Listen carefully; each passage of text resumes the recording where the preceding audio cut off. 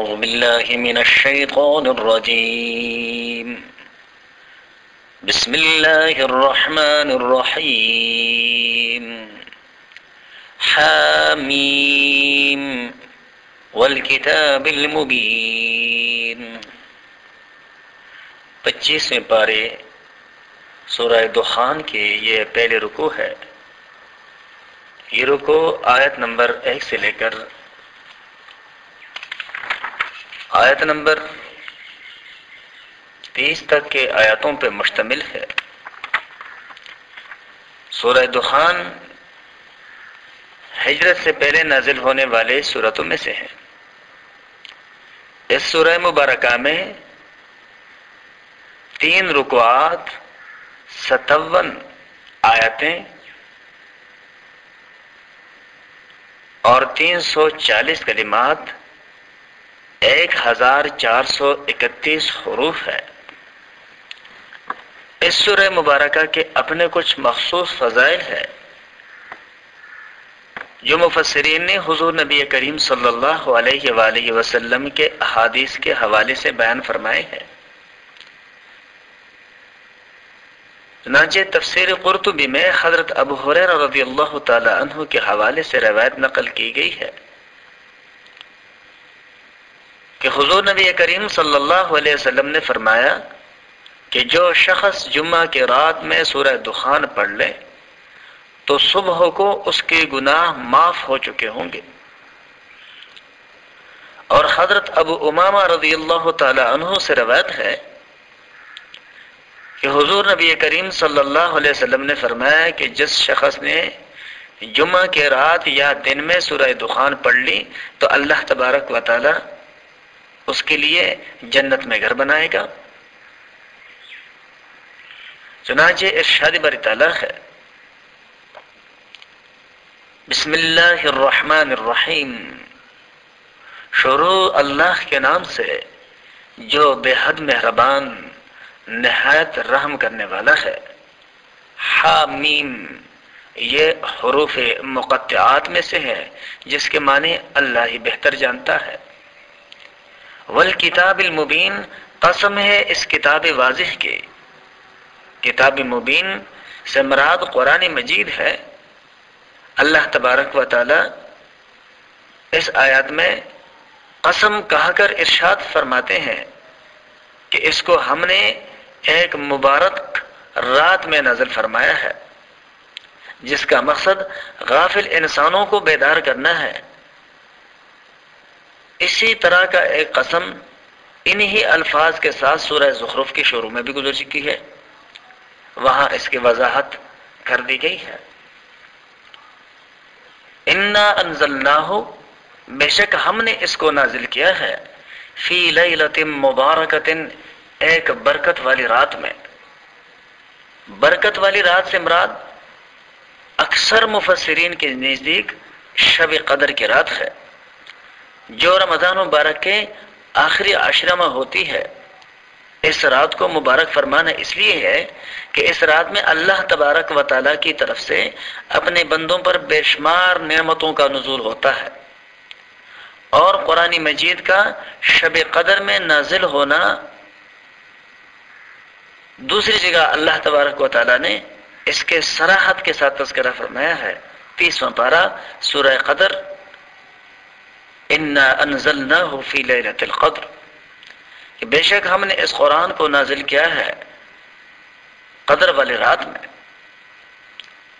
اور اس شب کو لیلۃ القدر اس لیے کہا جاتا ہے کہ اس رات میں اللہ کی بندگی کرنے والوں کو اللہ کے ہاں بڑی قدر کی نگاہ سے دیکھا جاتا ہے. اور دوسرا اس لحاظ سے بھی کہ اس رات میں جو اللہ نے اپنا کلام نازل کیا ہے وہ کلام بڑی قدر و قیمت کی کلام ہے.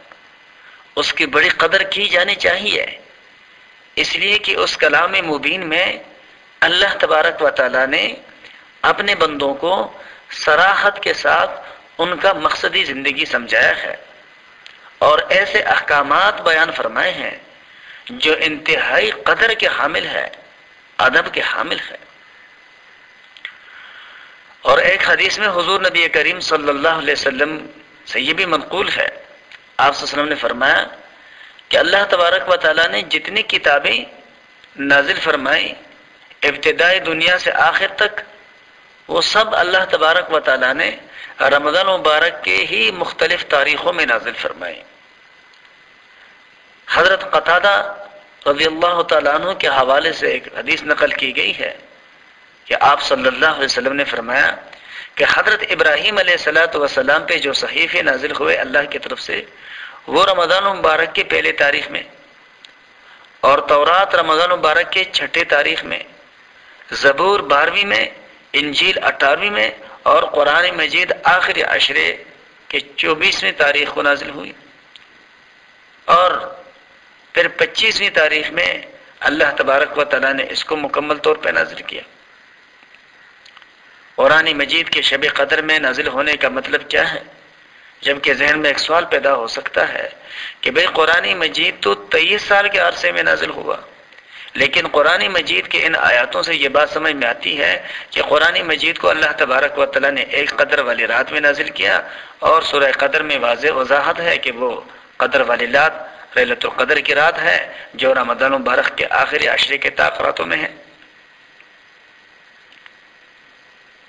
اس کی وضاحت مفسرین نے حضور نبی کریم صلی اللہ علیہ وسلم کے احادیث کے حوالے سے فرمائی ہے کہ قرآن مجید کے شب قدر میں نازل ہونے کا مطلب یہ ہے کہ لوح محفوظ سے پورا قرآن اس آسمان دنیا پر اسی رات میں نازل کر دیا گیا تھا، یعنی شب قدر میں، اور پھر آہستہ آہستہ 23 سال کی مدت میں حضور نبی کریم صلی اللہ علیہ وسلم کی ضرورت کے مطابق اور حاجت کے مطابق اللہ تبارک و تعالیٰ نے آپ صلی اللہ علیہ وسلم پر حضرت جبریل علیہ السلام کے ذریعے نازل فرمایا۔ اور بعض مفسرین نے یہ بھی جواب دیا ہے کہ ہر سال میں جتنا قرآن مجید نازل ہونا اللہ کے ہاں مقدر ہوتا تھا، اتنے ہی شب قدر میں لوح محفوظ سے آسمان دنیا پر نازل کر دیا جاتا تھا، اور پھر دوسرے سال جتنا نازل ہونا اللہ کو منظور ہوتا تھا وہ اللہ کے علم میں ہوتا تھا، اللہ اس قدر لوح محفوظ سے وہ آسمان دنیا پہ نازل کرتا، اور پھر ضرورت کے مطابق حضور نبی کریم صلی اللہ علیہ وسلم پر کبھی ایک آیت، کبھی 2 آیتیں، کبھی ایک رکوع، کبھی اس سے زیادہ نازل ہوتی رہی۔ چنانچہ ارشاد باری تعالیٰ ہے کہ بے شک ہم نے اس قرآن مجید کو نازل کیا ہے برکت والی رات میں، انا کننا منذرین، بے شک ہم ہی لوگوں کو ڈرانے والے ہیں، فیہا اسی رات میں یفرق کل امر حکیم، جدا ہوتا ہے ہر کام جانچا ہوا، امرا من عندنا، حکم ہو کر ہمارے پاس سے، انا کننا مرسلین، بے شک ہم ہی ہے بھیجنے والے، یعنی فرشتوں کو ہر کام پر جو ان کے مناسب ہیں۔ چنانچہ جبریل علیہ السلام کو قرآن دے کر محمد صلی اللہ علیہ وسلم کے پاس بھیجا۔ اللہ تبارک و تعالیٰ کا ارشاد ہے رحمتا من ربک، یہ رحمت ہے تیرے رب کی، انہ هو السمیع العلیم، بے شک وہی سننے والا جاننے والا ہے۔ اللہ تبارک و تعالیٰ جو اس تمام عالم کا خالق ہے، وہ تمام عالم کے حالات سے باخبر ہے اور ان کے پکار سنتا ہے، اسی لیے عین ضرورت کے وقت خاتم النبیین صلی اللہ علیہ وسلم کو قرآن دے کر اور عالم کے لیے رحمت کبریٰ بنا کر کے مبعوث فرما دیا۔ اور یہ وہی اللہ ہے رب السماوات والارض، جو رب ہے آسمانوں کا اور زمین کا، وما بینہما، اور جو کچھ ان دونوں کے درمیان ہے، یعنی ہوا ہے، روشنی ہے، رات ہے، اڑنے والے پرندے ہیں، یا جو بھی کائنات میں اللہ کی مخلوقات ہیں۔ ان کنتم موقنین، اگر ہو تم یقین کرنے والے، یعنی اگر تم میں کسی چیز پر یقین رکھنے کی صلاحیت ہے تو سب سے پہلی چیز یقین رکھنے کے قابل اللہ تبارک و تعالیٰ کے ربوبیت عامہ ہے، جس کے آثار ذرہ ذرہ میں روز روشن سے زیادہ واضح ہے۔ اللہ تبارک و تعالیٰ کا ارشاد ہے لا الہ، اس کے سوا کوئی معبود نہیں، الا ہوا، مگر وہی، یحیی، جو زندہ کرتا ہے، وہ یمیت، اور وہ جو مارتا ہے۔ ربکم ورب آبائکم الاولین، وہ رب ہے تمہارا اور تمہارے اگلے باپ دادوں کا بھی۔ یحیی، حی، یہ اللہ تبارک و تعالیٰ کی صفت ہے، الحی هو الحی، وہ اللہ جو زندہ کرنے والا ہے، اور یہ ایک ایسی صفت ہے کہ جو قائم بنفسی ہی ہے، یعنی ایسا زندہ کہ جو کسی کی سہارے کے بغیر زندہ ہے ہمیشہ سے اور ہمیشہ زندہ رہے گا، اور اپنے آپ کو زندہ رکھنے میں وہ کسی کا محتاج نہیں ہے۔